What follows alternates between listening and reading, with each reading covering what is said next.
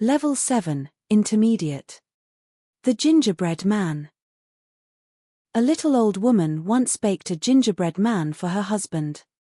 When she opened the oven, the gingerbread man sprang out and ran away.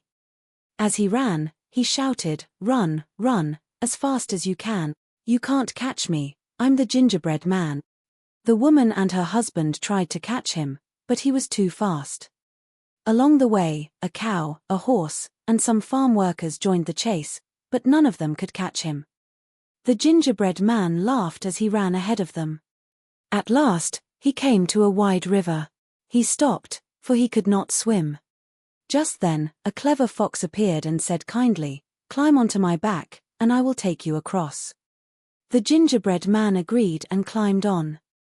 But when they were halfway across, the fox tossed him into the air and ate him up in one bite.